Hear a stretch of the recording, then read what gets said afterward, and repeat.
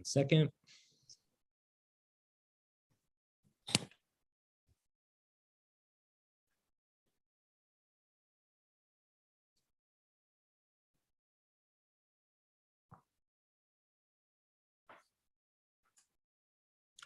Okay, so we are live now.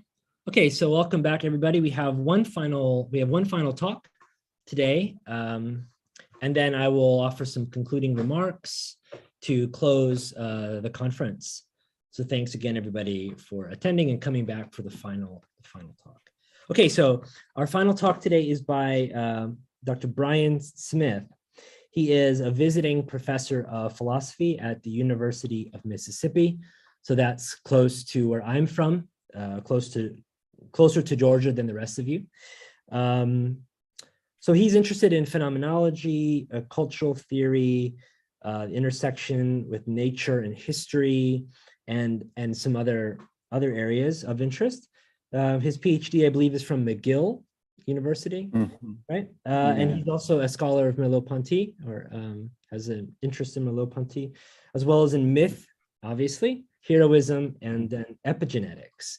And so today we're happy to hear a talk from him on critical phenomenology and the mythopoetics of nature. Take it away. Thank you. Well, thank you so much, Greg. Thank you. I'm so happy to be here. I'm glad you're here. I apologize again if I have been unable to attend all of the talks, which I regret. But this will, of course, be a shortened version of the original paper, and I hope I have extracted the most relevant and interesting 30 minutes worth, and that the result will be reasonably coherent. But I also tweaked the title, although I guess it doesn't mind not having any slides. I kind of untweaked it. So I'm concerned with myth and phenomenology, and I had originally approached it with regard to what is currently dubbed critical phenomenology, which undertakes with critical intent, as it were, to apply phenomenology to various important contemporary social and political issues. So this poses a pair of questions. First, whether critical phenomenology is really phenomenological, and second, whether phenomenology as such, whatever really is phenomenological, is indeed critical in that way. So that is not just critical in the Kantian sense, which is pretty uncontroversial, but in something more like the politically engaged sense characteristic of critical theory. I would answer both of these questions in the affirmative, but in such a way that the first is effectively subsumed by the second. So I'll characterize the criticalness of phenomenology as such in a way that would cover what is implied by so-called critical phenomenology. So the additional qualifier isn't really necessary here. It's more of an issue internal to phenomenology. My main claim is that rigorous phenomenological analysis in general, and so of political phenomena in particular, must disclose and engage critically with myth that is operative as experiential horizons, and that it would be in doing so that phenomenology as such most fully realizes itself as a critical project. The issues addressed in the argument are large, time is short, but hopefully what I have to say will be sufficiently clear for some meaningful discussion. So what's at stake here can be motivated by thinking about the paradox that bedevils the phenomenological reduction. So that is the special methodological means whereby phenomenology is supposed to achieve an especially revealing sort of metaphysically unbiased or presuppositionless givenness. This must not leave phenomenology naively or uncritically complicit with any form of the myth of the given. But is that actually possible?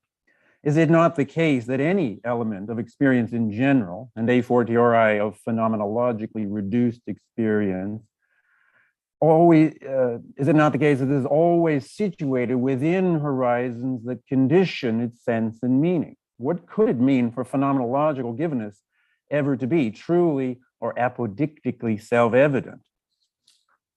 It would, if anything, at root, have to involve the strictly pre-given experience of an ultimate horizon, that is, of a horizon that is not itself situated with any further horizonality. This is unusual, but it is implicitly what Husserl had in mind in turning to the pre-scientific life world, Lebenswelt, as, quote, a realm of original self-evidences that provide the ultimate presuppositions of objective or scientific conceptuality. In pursuing its archaeological work of unpacking and elucidating the horizontal intentionalities of lived experience, phenomenology will eventually hit upon the primal institution, the Urstiftung, of the life world, and thus attain a kind of closure.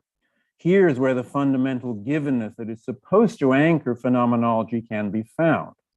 As Husserl put it, with an allusion to Goethe's Faust, here phenomenology descends to, quote, the entrance to the realm, never before entered, of the mothers of knowledge. As this allusion suggests, indirectly, the primal institution of the life world is mythical. Although Husserl himself didn't take this up, I shall contend that the criticalness of phenomenology ultimately hinges on how it understands and relates to this dimension of mythicalness. The key to phenomenology's criticalness lies in avoiding any myth of the given, and this will require, admittedly, somewhat counterintuitively, embracing the pre-givenness of myth. So my discussion here will fall into three parts. I'll first outline how the question concerning myth, and specifically myth concerning what I'll call nature, emerges from within phenomenology in general methodological terms concerning the analysis of the horizontal intentionality of the life world.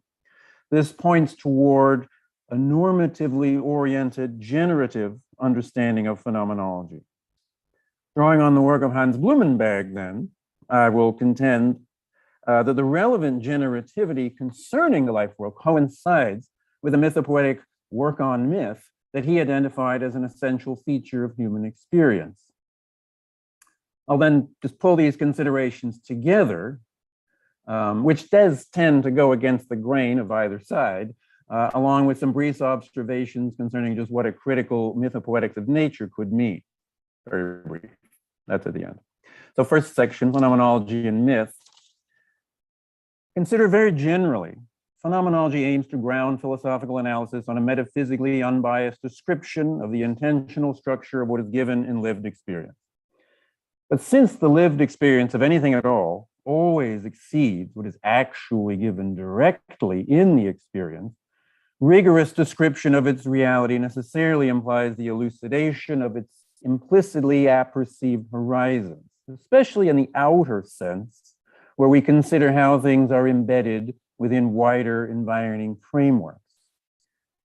Ultimately, this would lead to a consideration of the outermost horizon, or the horizon of horizons, as a transcendental condition of experience in general. By stipulation, I'll just call this nature, but it presents a paradox.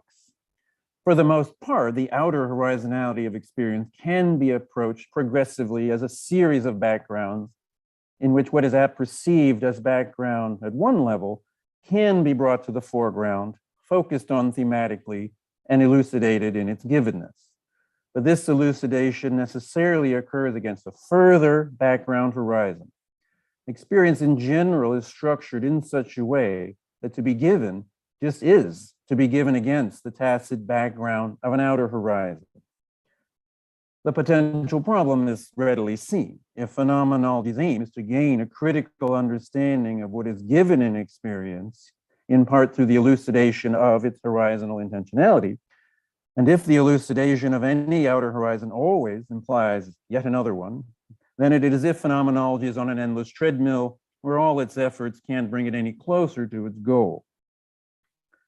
If phenomenology can't reach and come to terms with an ultimate outer horizon, then all of its lower level results could be at best merely provisional, since they remain within a horizon that can only be taken for granted uncritically. Phenomenology needs to have some sort of critical take on nature as this ultimate horizon in order to have a critical take on anything at all. But such a horizon can never be given in experience. It can never be anything but a horizon.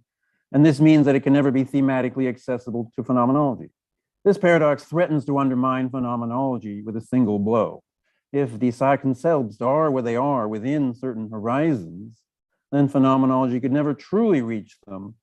And from the perspective of its ostensible goal, it would inevitably implode. Phenomenology would either have to maintain a skeptical silence vis-a-vis nature, or else make dogmatic claims about it. Either way, it would follow that in principle, phenomenology remains ensnared in some form of the myth of the given that locks it into a situation of transcendental naivete all the way down. What phenomenology can do, however, is provide its own foundation by recognizing ultimate horizonality as a transcendental feature of conscious experience and addressing it in an actively critical way. As I see it, this is the key insight of generative phenomenology. In working back through static and genetic layers of intentional analysis, phenomenology exposes, contrary perhaps to its original intentions, the impossibility of pure presuppositionless description, the fact that it ultimately can't adhere to Husserl's so-called principle of all principles. For logically prior to the project of description is a generative projection of the outermost horizonality within which the contents of experience that are to be described in terms of their intentionality first appear. This projection amounts effectively to affirming what the meaning of nature should be, as opposed to the received meanings that it might have in this or that historical or cultural context. And this moment of irreducibly normative generativity can be regarded as a fundamental gesture of the phenomenological reduction. And this move can easily be seen as highly dubious from a phenomenological perspective. But what needs to be emphasized is that this idea of phenomenological generativity coheres unexpectedly well with a turn to the life world, as expressed in the crisis text, what is arguably Husserl's own most developed view of the reduction, proposed what he called, quote, a teleological historical reflection upon the origins of our critical scientific and philosophical situation, end quote, through a universal ontology of the pre-scientific life world, understood as the locus of the primal doxa, the ur-doxa, that grounds modern science, and furnishes its pre-given horizons. Recognizing the need to probe these horizons and the role they play, philosophy becomes, in this view, in Husserl's terms, quote, the science of the universal how of the pre-givenness of the world. In Husserl, this turn to the life world was effectively premised on his recognition that the phenomenological reduction, as originally conceived, could not overcome the inevitable historicity of phenomenology, that it therefore could not provide the anchorage that it was hoped it could provide, and that as a result, phenomenology needed instead to embrace that historicity. He came to recognize, that is, that it would be absurd and circular to try to understand science exclusively on its own terms, and that this meant turning to the primally institutive ur-doxa of the life world. As noted, it is as a mythic horizon that this Urstiftung has the self-evidence required for the role that Husserl needed it to play. But his embrace of it was half-hearted, or more to the point, only half faithful. Or in regarding the primal institutions pre-scientific, Husserl viewed it through a teleological lens that ultimately set his work at cross purposes. He still wanted to stand apart from the ur-doxa, to elucidate it scientifically, that is, in a way that would overcome its mythicalness, break it down and render it theoretically transparent. Yet even though on the face of it, embracing myth can seem entirely foreign to phenomenology, as a matter of fact, nothing could be further from its proper business or more unwarrantable from the perspective of its guiding idea than to repudiate or otherwise try to overcome the mythic horizons that ground the life world. Indeed, it is here that the spirit of phenomenology, as fidelity to the phenomena, is arguably most solid. For the mythic horizon is phenomenally self-evident with no further horizonality to unpack. So Husserl's position was problematic, as Merleau-Ponty once expressed it. If, as Husserl thought correctly, the turn to the life world is indeed necessary, then it must be the case, as Merleau-Ponty put it, that reflection retains something of this lived world, and that consequently its opacity cannot be fully overcome even in principle. Although Husserl himself ultimately remained beholden to the Enlightenment disparagement of myths, the implicit logic of what he proposed is that the ontology of the life world, the how of its pre-giveness, is to be understood in mythic, or more specifically, mythopoetic terms. The life world cannot be regarded as pre-given in any absolute sense, nor as given teleologically for the purposes of reason, but as having been contingently established in the concrete past. There is a founding mythopoetic deed that institutes the fundamental horizon, and which is then in effect reiterated by any rigorous phenomenology of the life world. As in Faust, so here too, im Anfang war die Tat. Phenomenology provides its own foundation by actively taking up the mythic Urdoxe, reaffirming and reprojecting its horizonality, albeit now in a rationally self-conscious and critical way, and I'll come back to this. This is necessary for the methodological coherence of phenomenology in terms of being able to give a critical account of what transpires in experience. And it is, I submit, the definitive moment for phenomenology as a generative project. Phenomenology is a generative project ultimately because its primary object of concern, the life world itself, emerged through a generative mythopoetic act. Section 2, I call this maybe myth as a dynamic horizon of significance. I'm primarily concerned here with the function and epistemic status of myth in the contemporary world. As in the case of Husserl, the standard Enlightenment view of myth is decidedly negative. It sees myth in general as a pre-scientific stage of thought, and thus disparages contemporary myth as a vestige of primitivism, say, and defends the idea that autonomous scientific reason, properly understood, is premised on a decisive break with myth, that it emerges from a thoroughgoing process of demythification. In this view, then, myth today can be nothing more than an intellectually retrograde form of confabulation, fantasy, or just wishful thinking. In a nutshell, false belief naively held. To be sure, there is something to this disparagement. There are false beliefs naively held, and it is entirely appropriate to challenge them wherever they occur.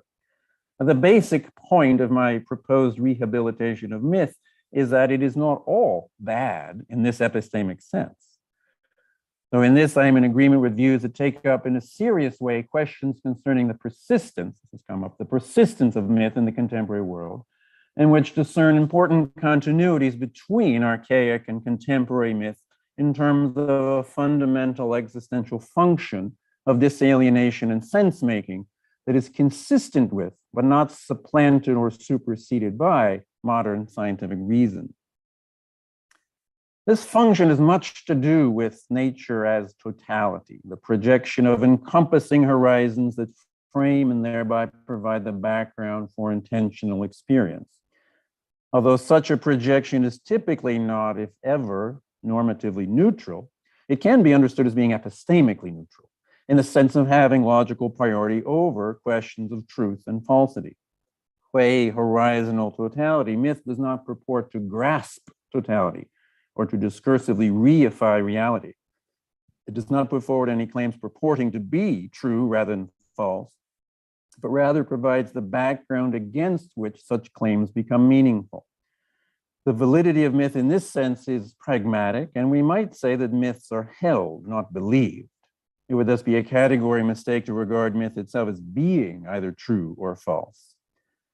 But this does not untether it from what is true or false.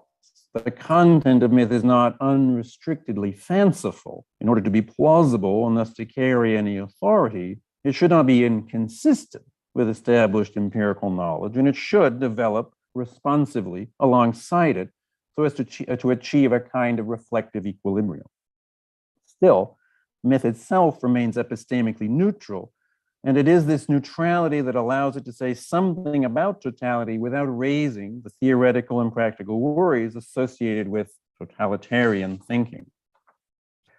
Well, there's a few specific features of myth as the epistemically neutral idiom of horizontal totality that combine to characterize its content so construed as dynamic, narrative, significance. I'm just going to address a couple of these points because it brings out the Blumenberg, I guess. First, significance. So I'm drawing on the work of Hans Blumenberg, in particular his work on myth, in the sense of understanding myth primarily in the functional terms of providing a defense mechanism of sorts against the existential anxiety occasioned by the seemingly overwhelming capriciousness and indifference of reality toward human life.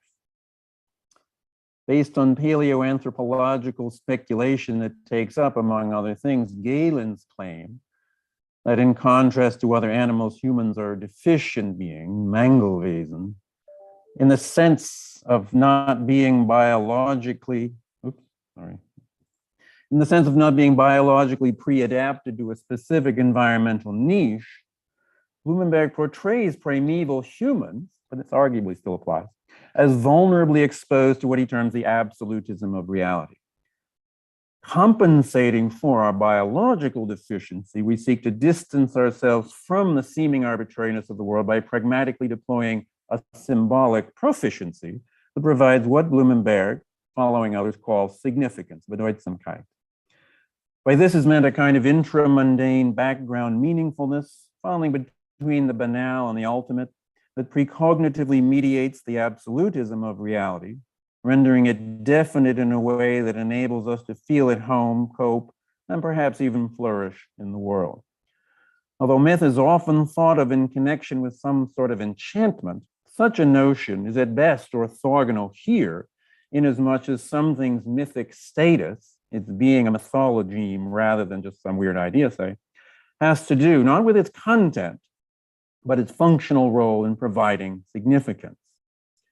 In Blumenberg's account, fulfilling this existential function is the work of myth, and it comes down to the social imaginative institution of a specifically contoured landscape or life world, precisely as the definite environmental niche that we lack biologically.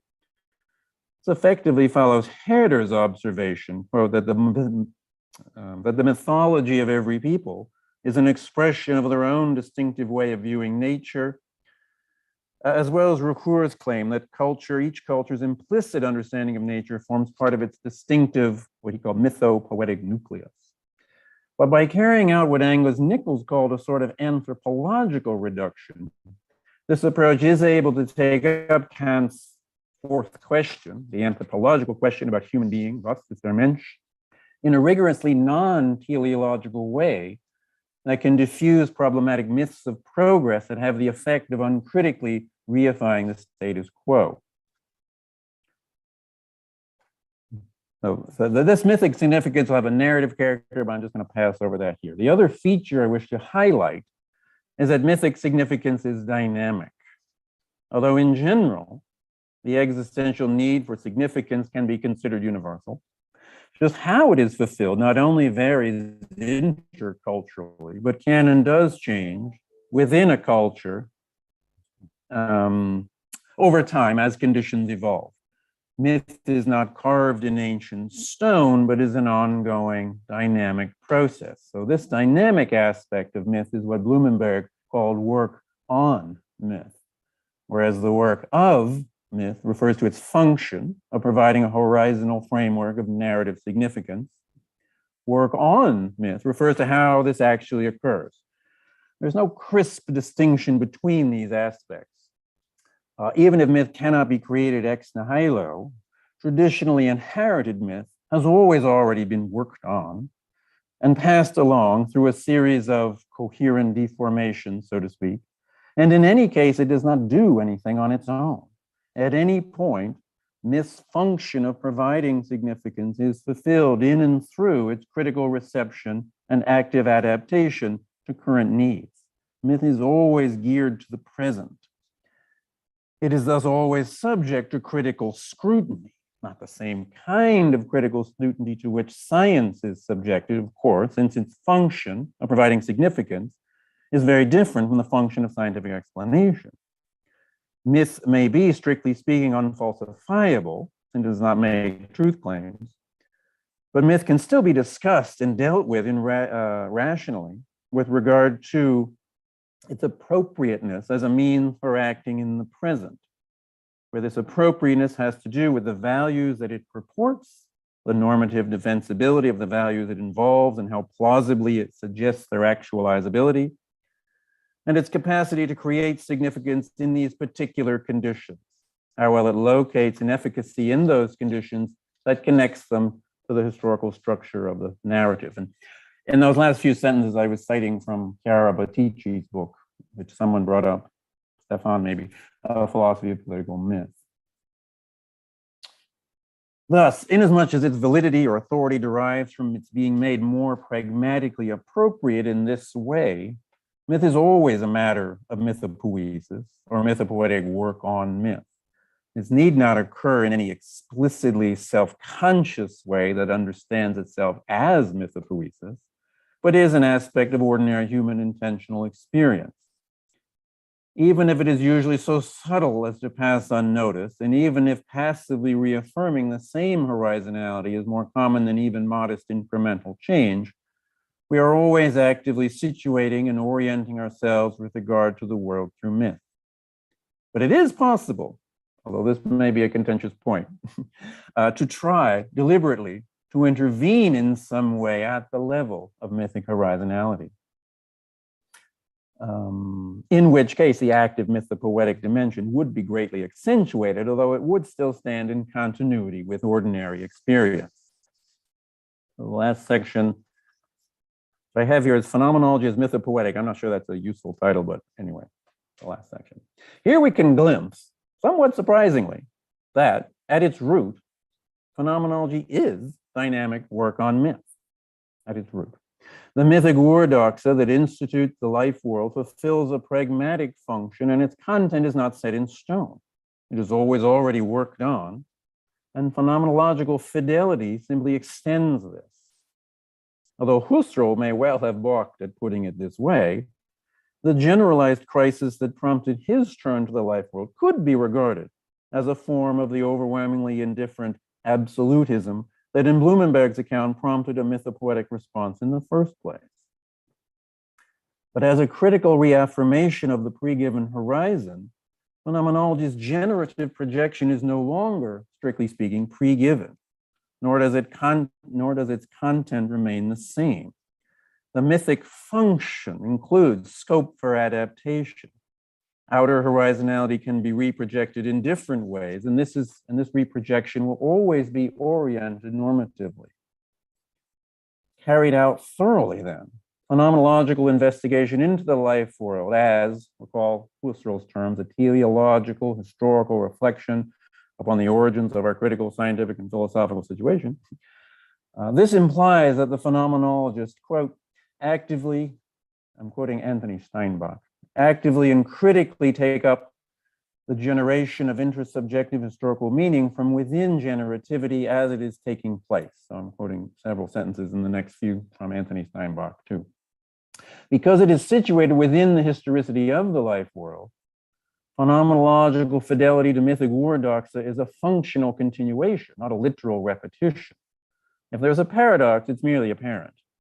Because her concern with the constitution of sense, quote, extends to how sense will be constituted, the phenomenologist, quote, is involved in a normative project from the start. Phenomenology is a generative project because the phenomenologist, quote, must take a position with respect to the way sense is constituted, preferring this way to that. He or she must be engaged in how sense should, ought to, or must take shape.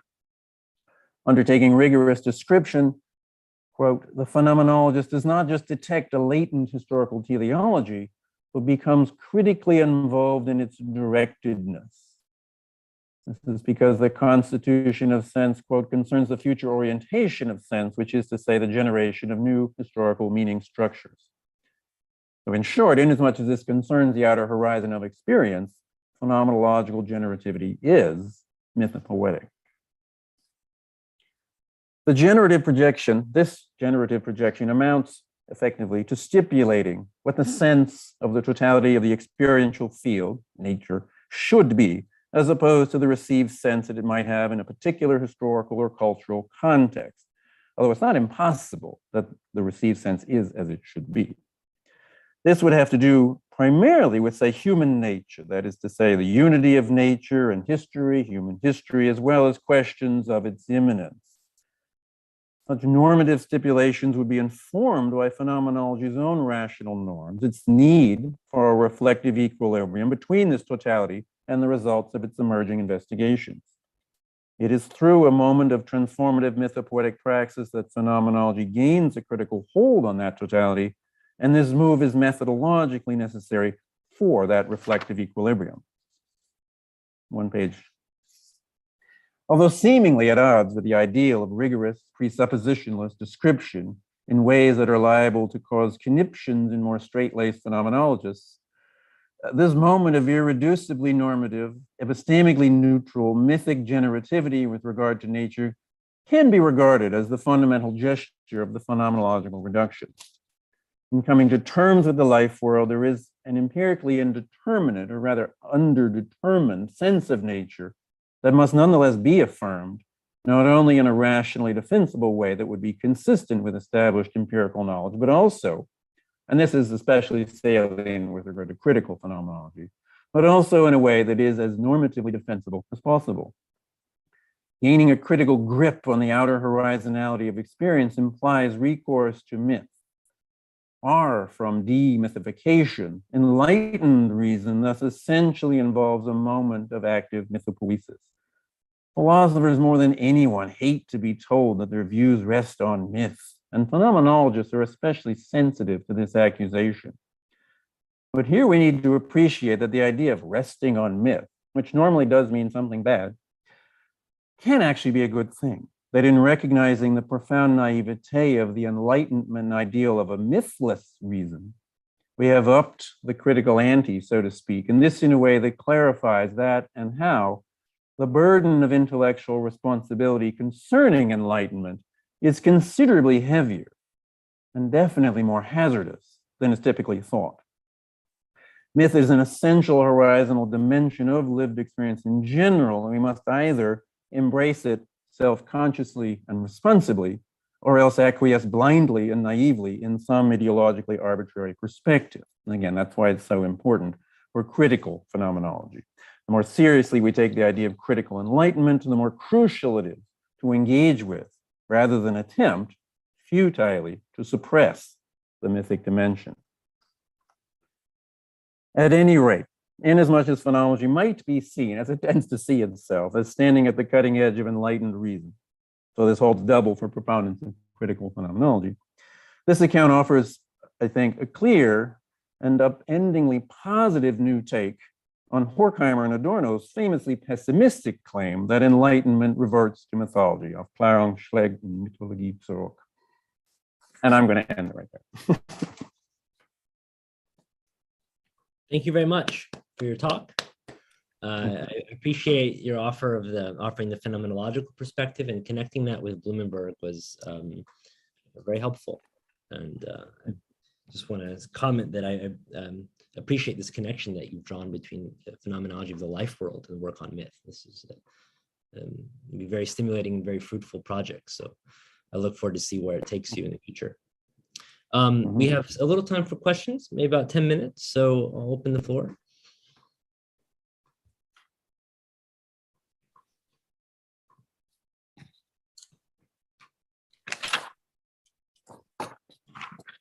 Well, I have a question. Oh, yeah. Why don't we start with Carlos? Good.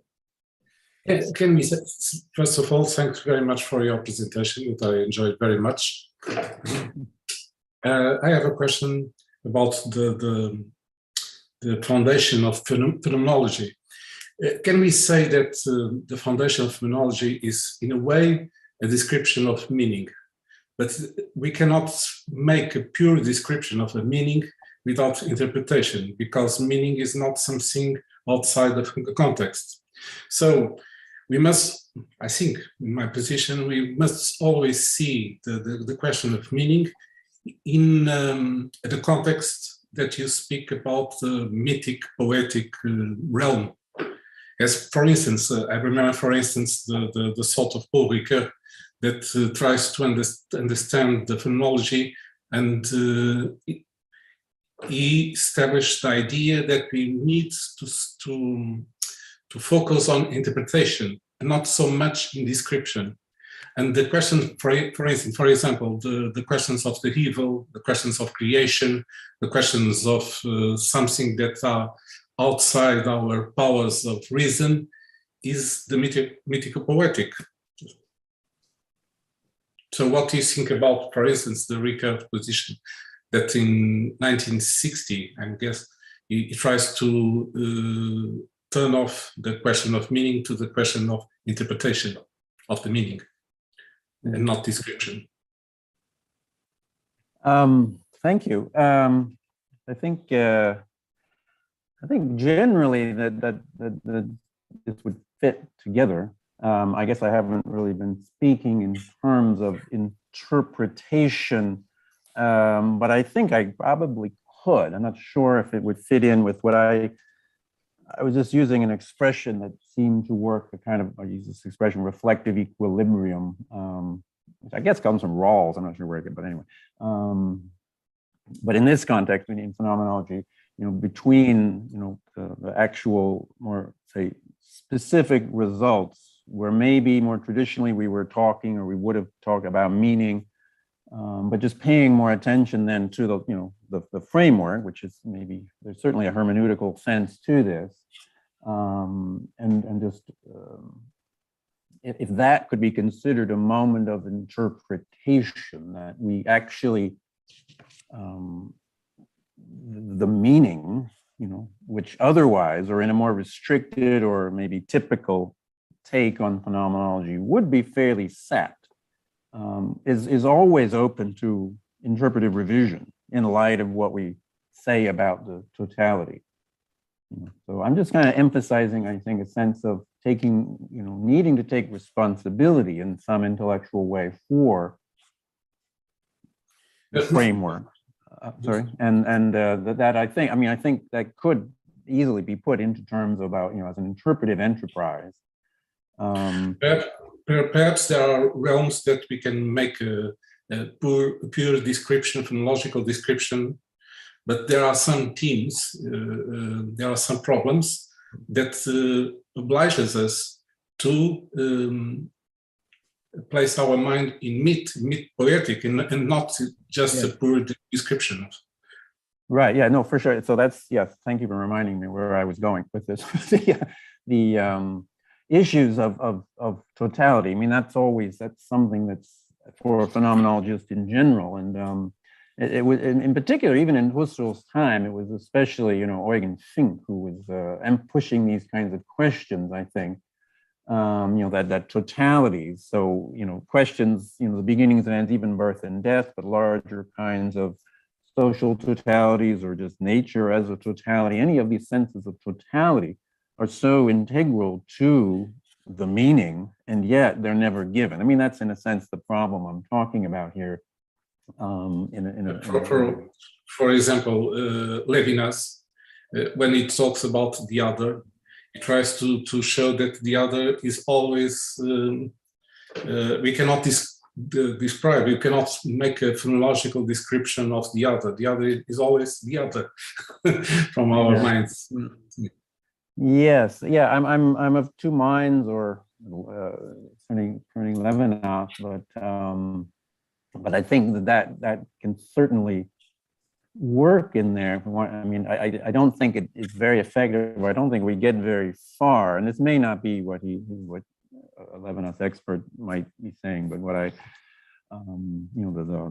that experience, the face, whatever it may be, even that is surely open to some kind of interpretation. I mean, we have to take responsibility for the framework within which we even have that kind of experience. I think that sometimes there are people who might think that that is I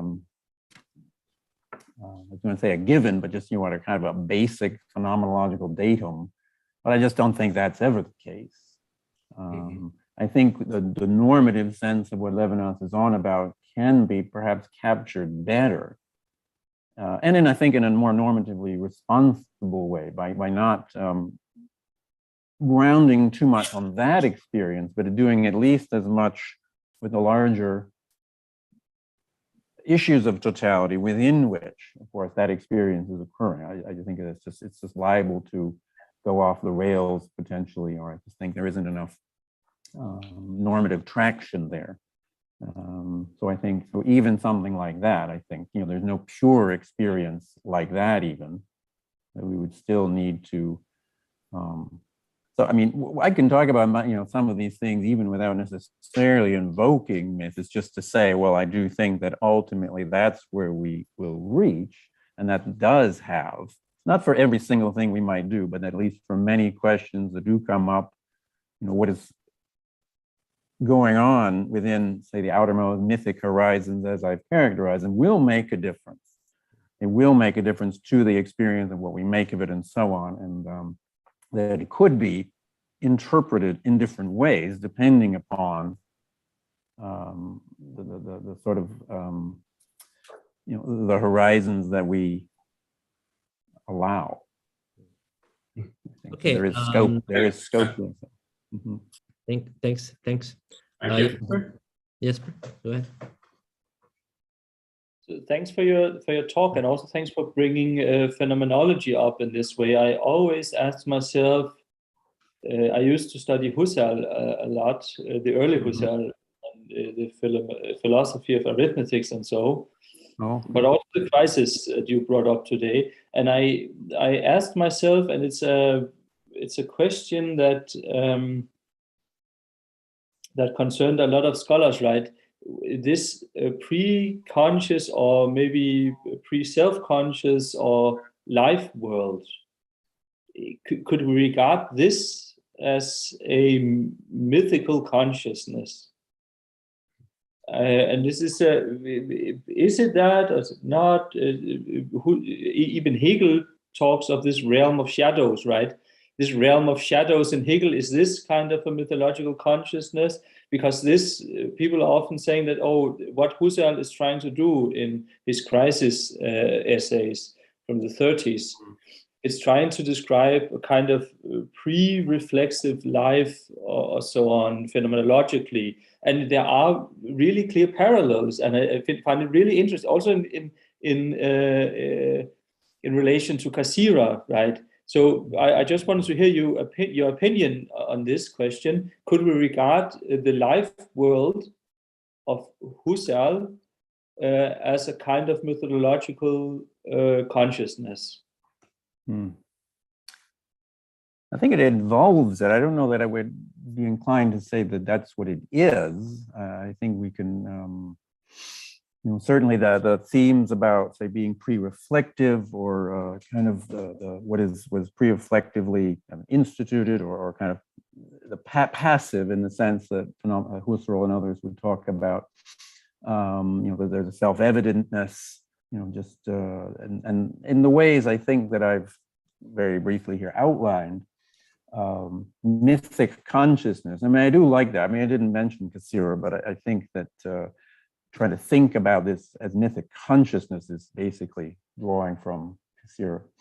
Would certainly be a part of the life world. I'm not sure if that's what you mean to say, that when we're thinking about the life world, or when we're talking about that, what we mean in terms of the role that it plays, then yes, that would be the site, the locus of mythic consciousness.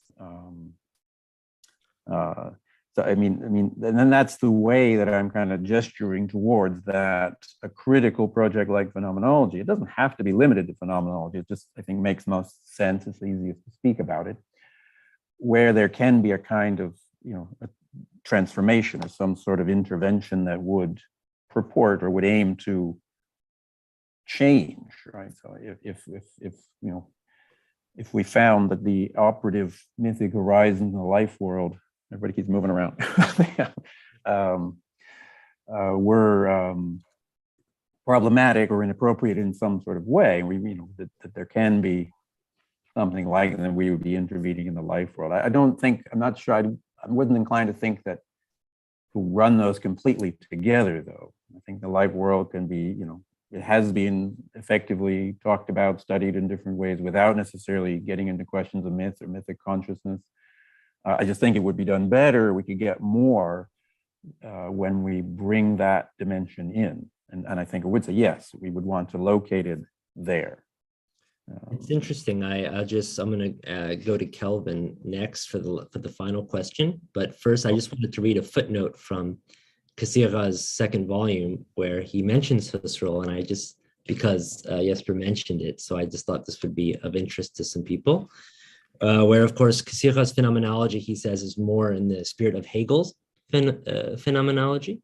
He says that explicitly. He nonetheless has a deep appreciation for Husserl's phenomenology and thinks it should be applied to myth, just as you're doing. So this is what he says. He says, the task of phenomenology, as Husserl sees it, is not exhausted in the analysis of cognition, but calls for an investigation of the structures of entirely different objective spheres, according to what they signify, in quotes, and without concern for the, quote, reality of their objects. Such an investigation should include the mythical world, in, again, quotation marks there, not in order to derive its specific actuality by induction from the manifold of ethnological and ethnic psychological experience, but in order to apprehend it in a purely ideational analysis. As far as I can see, however, no attempt, this is in 1925, I think, no attempt of this sort has been undertaken either in phenomenology or in mythological research. I just an interesting, okay, yeah, to also give you encouragement that Cassira would like to encourage you down this path. Absolutely, okay. From 1920, from 100 years ago. There's a. You're right, almost 100, that's amazing. Yeah, please, Jesper, you can comment. Yeah, no, and I just want to say that I find Cassira's view or approach highly interesting. Also, in this respect, that he thinks of mythological consciousness as part of this world, because I think there's a huge difference to what Schelling, where he says no. A mythological consciousness is like a completed realm, right? Yeah. And Husserl, I'm not really interested in what's better or not, but it's two really substantially different approach. Maybe the one could be included in the other. Otherwise, it's a good question, but that you could have mythological consciousness as part of life world. I don't think Hegel would see it this way. And maybe it's too bad for Hegel or too bad for Schelling or too bad for Cassira. We could discuss this, but I think it's a really interesting question. Thank you. Yeah, sure. Maybe, okay, briefly, Kelvin, a final question. You get the last question of the conference. Oh, wow. Make it good. Yeah. I'll try. Right. So I have two questions. The first one is regarding perhaps the difference or similarity between what you call the Mythic Poetic horizontal consciousness and what Heidegger would say the world horizon.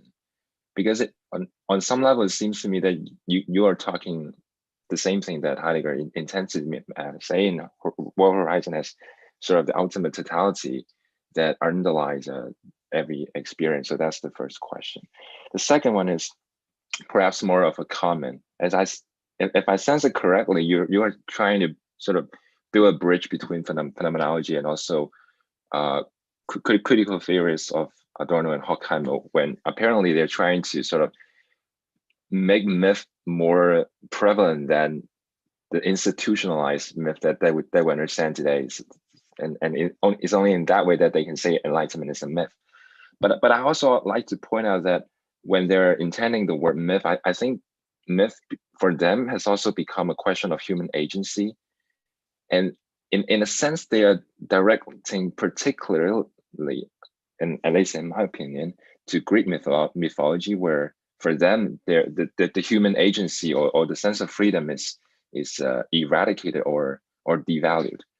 So I'm wondering if you can add some more comments on this sort of the very specific forms of myth that they're directing, because for me it seems that you're focusing rather on the modality of mythical experience as the horizontal experience, or as something that could by principle cannot be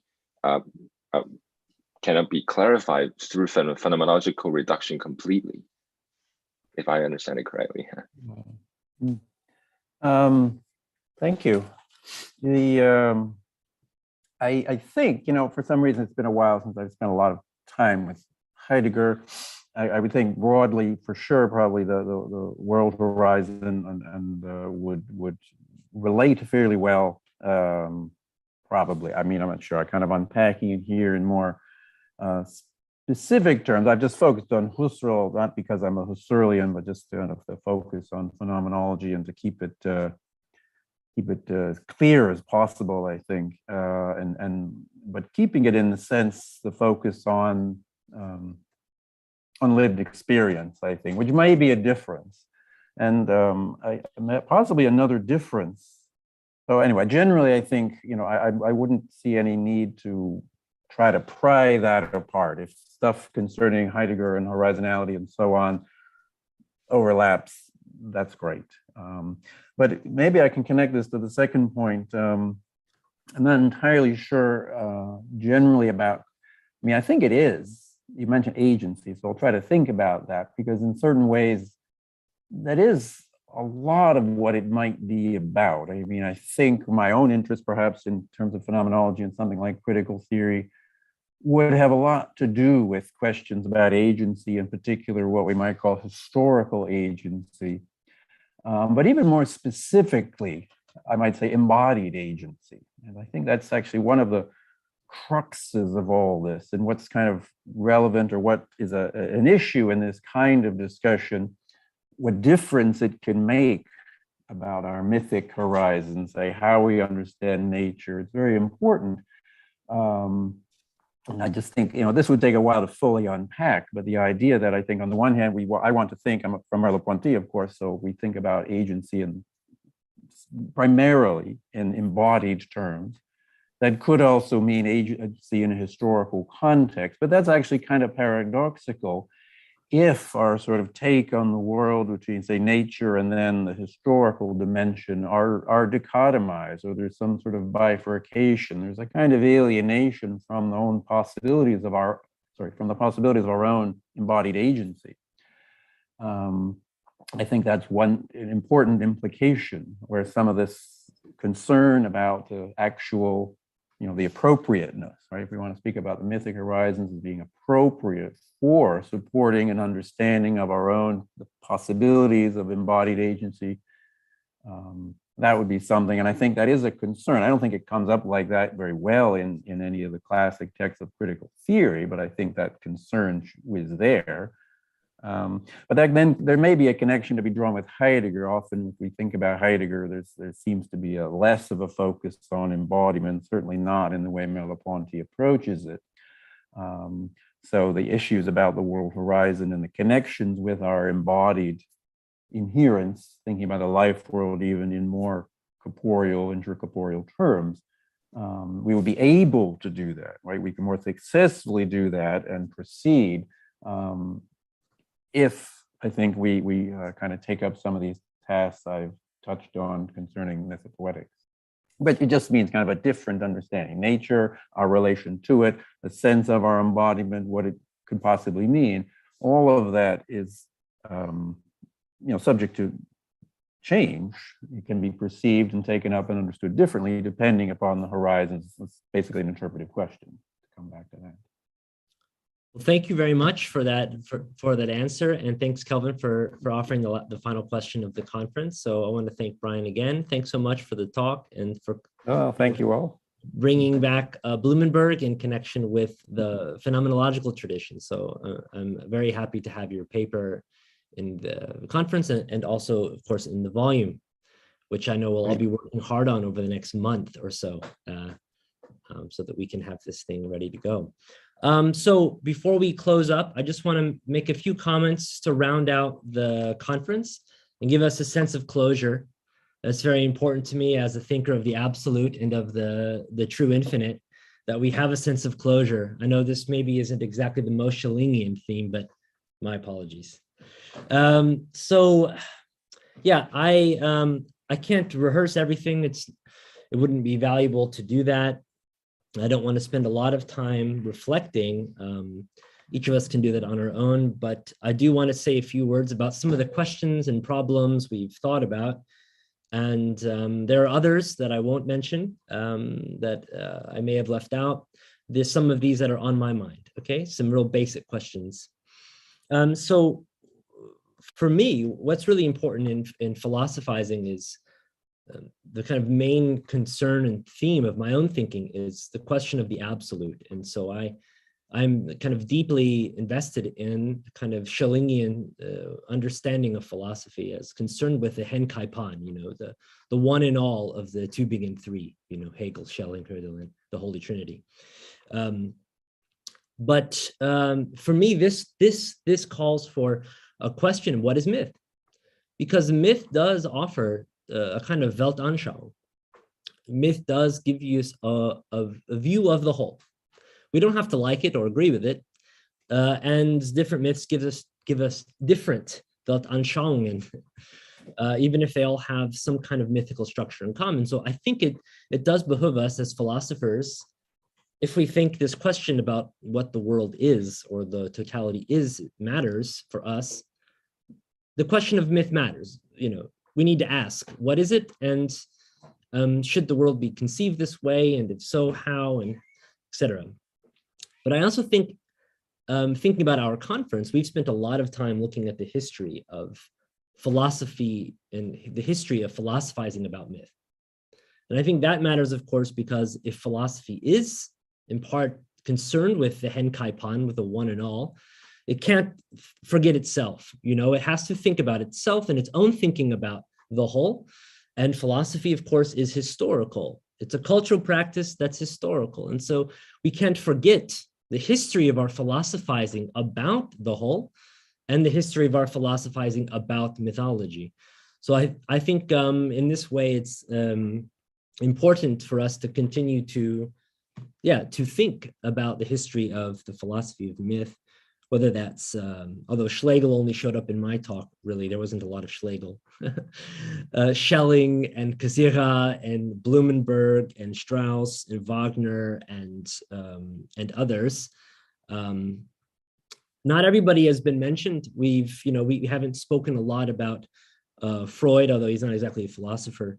Adorno, Adorno came in towards the end here, and he was mentioned a little bit by Stefan earlier, or René Girard, who for me is kind of a huge missing figure in the discourse. So of course we haven't discussed everything, nor could we, but we've made an effort to think through the what is myth with an eye to the kind of historical perspectives. One of the big, so there are a lot of questions that I think we've raised in asking what is myth. I just want to talk about a few of these. One is this question: should we think of myth tautologically or allegorically? You know, and even though Schelling and Cassirer have very different philosophical systems, as Jesper has just pointed out, Cassirer himself explicitly says he would like to take Schelling's tautological vision of myth and make it transcendental. You know, that's what he would like to do. Now, whether he can, that's another question. But he overtly draws upon this vision of myth and thinks that it's better than the others. And so he really thinks of it in a way as the kind of precedent. And this, of course, can be contrasted with allegorical approaches to myth. We've seen some in Strauss, and even in the analysis of Dionysus in Nietzsche's Birth of Tragedy. So that's an important question for us to think about, and that we've been thinking about. Another question that's come up, I think, throughout the conferences is myth to be identified with polytheism? What's, and this kind of close connection we see in Schelling, especially between myth and polytheism, and the contrast between myth and religion, and in particular revealed religion. And we had to ask ourselves, are myth and religion the same, or are they different? And if they're different, how are they different, right? And of course, not all philosophers draw this distinction the same way. They all draw it differently. Just to give an example from Stefan's talk when he spoke about myth as this identity of the members of a relation, or one of the translations is the concrescence of the members of a relation. For Kassir, for example, this would mean that kind of totemism can be understood as mythological consciousness, where, say, a human identifies with a parrot, or a clan identifies with a kangaroo, and they may not have a pantheon of gods, but arguably it still instantiates something like a mythological law. And so then this is also a question for us, is, has Schelling, did he have too narrow a vision of what myth was? And this also connects with what Amman spoke about early on, is this question of, to what extent is the history of, also the way in which the relation of myth to religion is understood, has it been really a Eurocentric understanding? And this is another question that we've raised. In connection with what is myth, we've also asked, can myth be understood autonomously? Or is the investigation into myth, what is myth, does it require the introduction of other forms of culture, such as aesthetic forms, musical forms, and this kind of thing? That's been an important question. And just generally, what's the function of myth? If we think of myth even in terms of function, is the function of myth to reduce the absolutism of reality? Is the function of myth to create an objective world in the case of Kassir? Is the function of myth to reveal existence as divine, as in Schelling's story? So these are all different questions. And I think, so one of the other really important questions that we've been struggling with is myth still needed today? Is it still needed today? And in what way, theoretically, practically? And so we go back to Blumenberg again. According to Blumenberg, there is this indefiniteness that cannot be extirpated from human life. And if myth, and if its function is to somehow reduce this indefiniteness, or to address it, then there would be something to the idea that it is needed. And this is something that I have argued for in my own introductory remarks, is that philosophizing about the absolute, actually, rather than ultimately getting rid of the indefinite, just reproduces it again at a higher intellectual level, and therefore reinstantiates a need for myth, however uncomfortable that would make the philosopher, right, who would prefer to simply write it off as an irrational superstition. But the danger of myth, that myth is dangerous, isn't an argument, right, about the way things are. It's more of a complaint. I want to come back to the complaint because it's a serious complaint. I don't want to disparage it completely, but it's a good question. But even as I argued at the beginning of the conference, even if there is this indefiniteness that myth can respond to, if it's somehow something the intellectual is going to use, it would have to be transformed. And I gave this argument for it, aesthetic transformation of myth. And this leads to another question, which has been really essential for our discourse throughout the whole conference, which is, if myth through its cultural development has been overcome to some extent, at least within some cultural contexts, not in all cultural contexts on the globe, would it be accurate to say, yes, myth has been overcome? We think about it in our own cultural context, the context of our own discussion. Is it possible for myth to return or to be present in contemporary society? And if so, in what way? Is the canceling of myth just a pure canceling, or is it possible to preserve it? And so we've heard talks that perhaps myth can be preserved in the novel. This was one kind of vision. Perhaps myth can be preserved in music. Perhaps myth can be preserved in film. That was one of these other questions. But then along with this, the question comes, is it really myth anymore? And is it really justified to speak of it as myth anymore? And is it a category error to speak of it as myth when it has been transformed or aesthetically preserved? And that's a question that we've been dealing with. Once we see it as fiction, of course, it makes no sense to sacrifice, as I've said, and as we heard earlier, to sacrifice children, for example, to fictions or to allegories. So irrespective of how we think about, whether myth is preserved or can be preserved or not, either way, it involves this transformation, and kind of marking out what that transformation is an interesting question. We've also asked about the relation of, and I'm almost done, just to think through some of the other questions that we've dealt with. We've also asked about questions about the relation between the political, the ideological, and myth. We've talked about myth according to plan. Myth, that is, one could say, and again, there's a debate about whether we should even use the word myth here. So I've already noted that, okay? As Kassir says, myth according to plan, such as what we see in National Socialism, where there's a myth that's created for the sake of dominating and manipulating others. Or I think we spoke about it briefly in regard to capitalism. We could all think of myth according to plan as in advertising or marketing for the sake of profit or something like this, right? And this is very different from what I'll call indigenous myths of Kassir and Schelling, where myth is not made up by plan to deceive people. That's the kind of Enlightenment prejudice. It's born of the unconscious or of nature. It's born of the unconscious symbolic function or some other story, right, that's told. And so we have to, when we talk about myth, we so often just, kind of identify these uncritically. We have to be careful.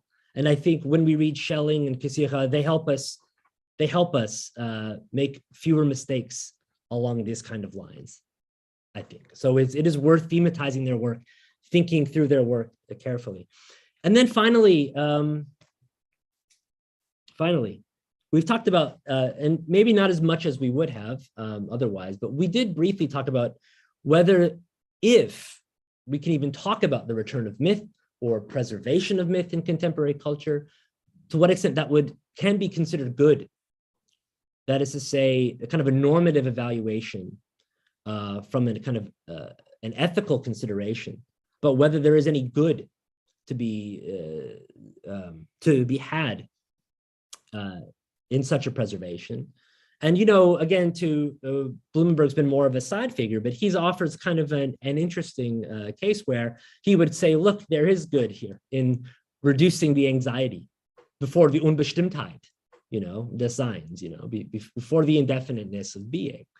On the other hand, myth seems to have these irrational, although I know many of us don't want to describe myth as irrational. I know this is itself something that is disputed, okay? But there does seem to be something that verges in the direction, at least, of the irrational and the thoughtless. And then this is a risk, and this is a danger, as many of us have also noted. And so it seems that it would be a danger to affirm it without also affirming philosophy. And in particular, without affirming philosophy as not only a discipline that thinks about myth, but can offer us the tools to critique myth. So whatever return of myth or preservation of myth people are interested in, I think it would be a big mistake to affirm it without affirming philosophy and its critical capacities, not only for ideology critique, but also in its capacity to illuminate the very nature of what myth is. This reminds me of a course I taught last semester on philosophy of myth. And I think Kelvin was there. He suffered through it all. Kelvin suffered through this class. We read some Schelling, but not too much, because it would have taken a whole semester just to do maybe like one of the books, half a book or something. But in this class, we spoke about Plato and Plato's theory of form.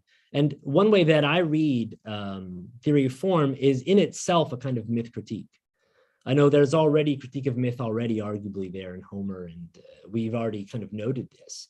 But this division between universal and particular that we see there, I read as a kind of in the theory of form itself. I read as itself a critique of this mythological understanding of the universal, this identity of universal in particular that Vico and Mickey all speak of. And so arguably, I think it somehow is built into philosophy itself that it is critique of myth and that it should be critique of myth. And I think it would be a mistake to think of philosophy in a way that is completely divorced from this idea. But this, I just speak for myself here in saying this, being someone who obviously is very interested in and open to the idea of a return of myth. So just to qualify the enthusiasm of my introductory remarks, I will finish with a more cautionary and remark. So that's all I have for you. I hope that kind of my final remarks somehow speak to a lot of the problems that we've raised, over the course of the semester. Thanks guys, and thanks everyone for doing this with me and gathering online to talk about myth. Good luck to all of you traveling to Canada to visit the Schelling conference, and to everybody else, I hope you stay healthy and safe, and that you keep thinking about myth. Thank you so much, Greg. Yeah, thanks a lot. Thank you. Next time in person. Thank you. I hope so. Yes. Thank you so much. Yeah. Thank you. Thanks Thanks to everybody. for sharing. Yeah. All right. See you all. Greg, I'll be in touch about is the book. all the information for the volume in that attachment I think you once sent? Yeah, I think it confess is. I haven't opened it yet. But, Okay. So there's a German, that's all in German, I think. Okay. So when I was speaking with Tobias, let me go ahead and just end this.